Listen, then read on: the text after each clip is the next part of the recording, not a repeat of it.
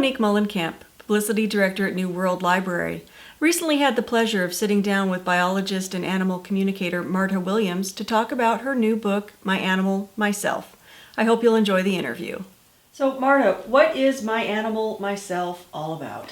Well, the subtitle is A Breakthrough Way to Understand How You and Your Animal Reflect Each Other. And that is what the book's about, and it's a really practical book that helps you to discover that. Mirroring is something that's really been hidden and not really discussed in the literature or in popular culture that much, mirroring between animals and people. It goes on all the time. It happens because animals are so open-hearted and empathetic and connected to us. The best way to understand it is to give you a story from the book, and there's a story of a cat that was peeing outside the box, which is a really common situation. And in this case, when I connected with the cat just kept saying, it's, her husband, he's really not nice to me, and she needs to do something, and she needs to change the situation. And I'm like, yeah, but what about the cat box? No, it's not about the cat box. It's not. It was really important to this cat that I go back to the woman and say, look, I think your cat's not happy with what's going on in the house. I think that's what's going on.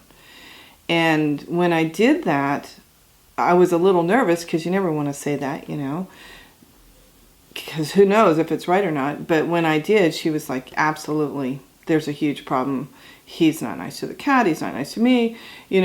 So I said, well, here's some things to do, and maybe you need to have a discussion. And she took everything I said to heart, went and talked with her husband, completely changed the whole situation.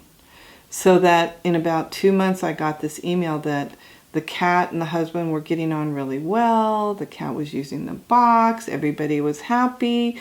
They'd had a real, coming to terms with each other. And the whole thing had shifted because of what this cat was doing. Now that's where it's not just that the animal's reflecting. They're also being huge healers and teachers for people.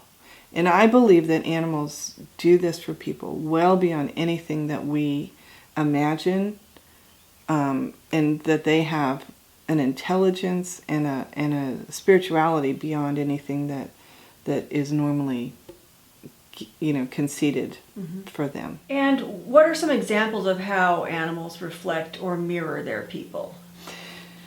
Animals mirror us on lots of different levels, emotionally, mentally, physically, and spiritually.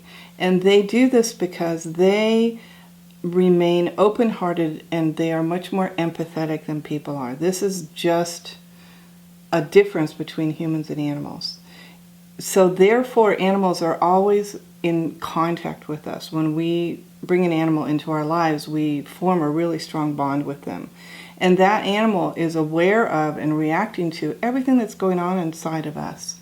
We just don't know it.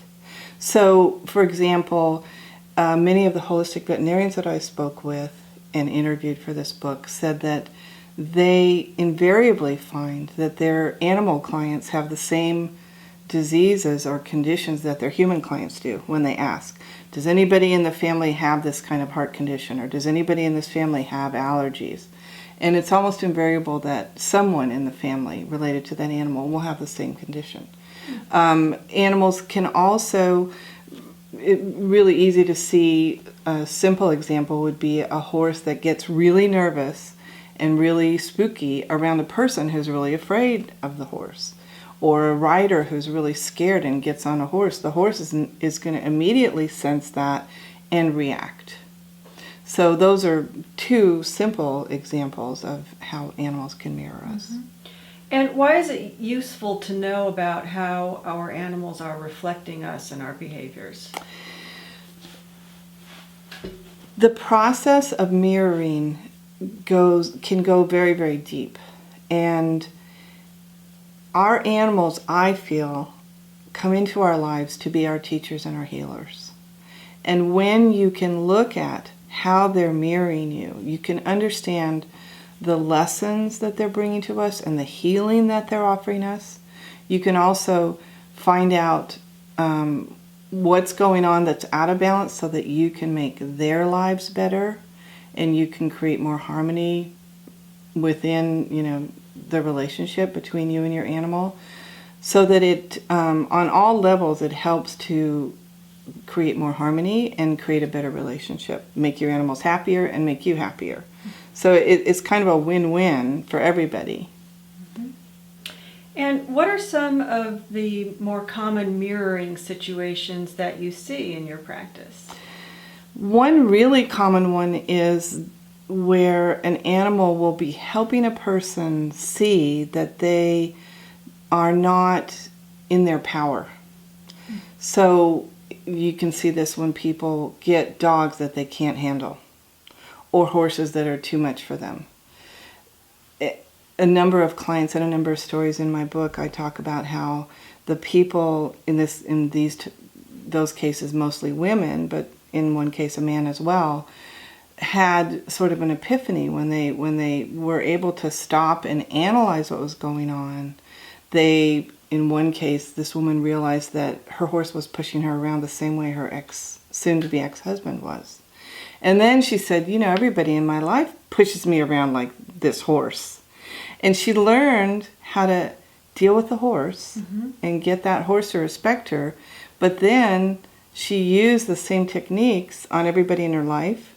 And she said it was just hysterically funny to see all these people, reacting sort of the way the horse did, to this newfound power that she discovered because of her horse. And so her horse helped her make this change in her life and regain her power.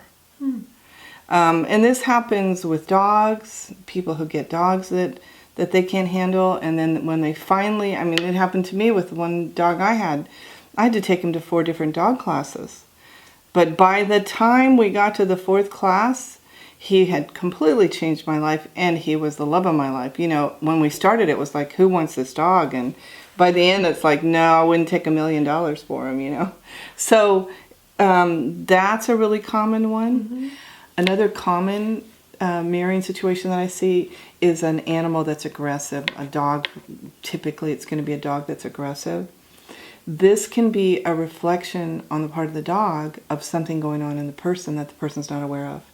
So one of the stories in the book is a woman who had a dog who was very aggressive to the point of she was worried that he was going to bite people. And then she finally saw through understanding the mirroring and looking at it and analyzing it, which is what you have to do.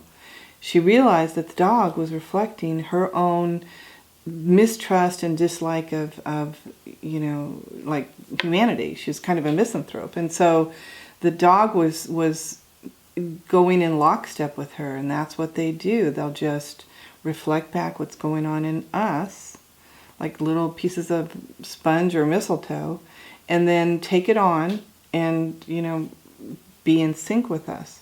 So when you are able to look at that, understand it, then you can change it. And you can change yourself, which is what she did. She transformed herself and her dog once she was able to see what was going on.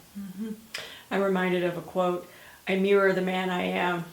I never realized how much that our animals mirror our behaviors or why they do so. You've really shined a flashlight on a really interesting situations with so many of us who have pets. I think this is a really interesting concept. Thank you. You're welcome. I think it's Monty Python now for something completely different. There we go. That's the way I see it.